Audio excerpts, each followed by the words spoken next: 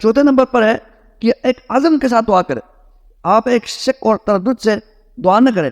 آپ اللہ تعالیٰ کو اختیار نہ دیں یا اللہ آپ چاہیں تو مجھے معاف کریں, آپ چاہیں معاف نہ کریں, آپ چاہیں تو مجھے عطا کریں, آپ چاہیں تو مجھے عطا نہ کریں, آپ چاہیں تو مجھے اولاد دیں, آپ چاہیں مجھے رزق دیں. یہ سب ہم نے اللہ سے مانگنا ہے نا, اللہ سے تعلق قائم کریں. یہ دنیا میں جو ہم در پدر پھر رہے ہیں, صبح ہم نکل گئے اللہ کو یاد, اللہ کو اپنے ذہن سے نکال کر ہم اپنی مرضی سے, ہم اپنی طاقت و قوت سے مال ہم جمع کرنا چاہتے ہیں, اور پھر کیا ہوتا ہے, انجام کیا ہوتا ہے, کچھ بھی نہیں ملتا. جتنا جمع کرے اتنا فقیر ہو جاتا ہے, اتنا پریشان ہو جاتا ہے. انسان جتنا جمع کرتا ہے اور اتنا اس کا دل کہتا ہے کہ اور جمع کریں. یہ تو عین فقر ہے, یہ تو محتاجی ہے.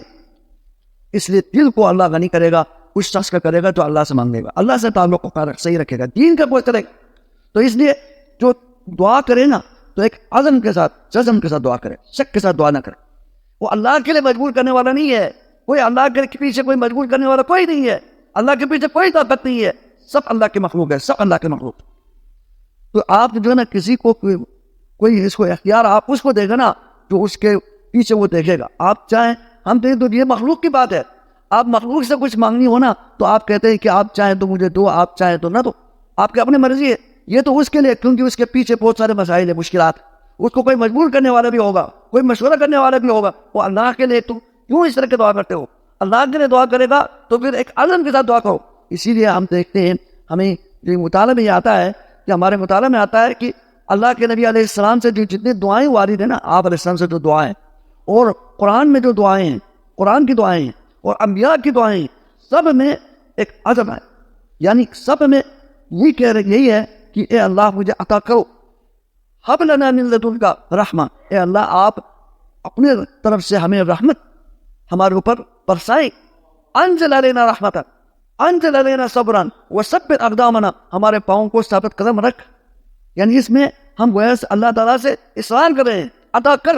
ربنا آتنا فی الدنیا حسنہ, یہ جو صیغہ اس کو کہتے ہیں امر کا صیغہ, جو آرڈر کرتے ہیں.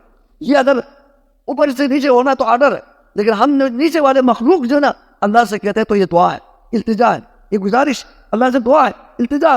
یہ التجا بھی آپ شک کے بنیاد پر نہ کریں, آپ اللہ کو اختیار نہ دیں. اللہ کے پیچھے کوئی روکنے والا کوئی نہیں ہے. لا مانع لما اعطیت, ہماری دعا ہے, ہم ہر نماز کے بعد پڑھتے ہیں, جو مسنون اذکار پڑھنے والے ہر نماز کے پیچھے یہ دعا پڑھتے ہیں, اذکار کرتے ہیں, اللہم لا مانع لما اعطیت, جو آپ عطا کرے تو کوئی روکنے والا نہیں ہے, آپ روکے تو کوئی عطا کرنے والا نہیں ہے. اس رب سے ہم مانگ رہے ہیں, تو کیوں آپ تردد کا شکار ہے؟ کیوں اللہ کو یہ کہتے ہیں کہ آپ چاہیں دیں چاہیں نہ دیں؟ یہ دعا کا طریقہ نہیں ہے, بلکہ اللہ کے نبی علیہ السلام نے یہ ہمیں بتایا, طریقہ سکھایا.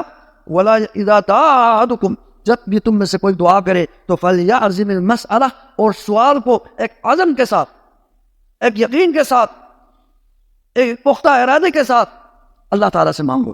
اور ولا یقولن, یہ نہ کہو, یہ اللہ کے نبی کے میں فرمان کے ترجمہ کر رہا ہوں, یہ نہ کہو کوئی اللہم ان شئت فآتنی, اے اللہ آپ چاہیں تو مجھے دے دو. یہ نہ کہو, یہ اللہ کو پسند نہیں ہے, بلکہ یہ کہو کہ اللہ مجھے عطا کر, آپ کے علاوہ کوئی مجھے عطا کرنے والا نہیں ہے, میں فقیر ہوں, آپ مجھے عطا کر.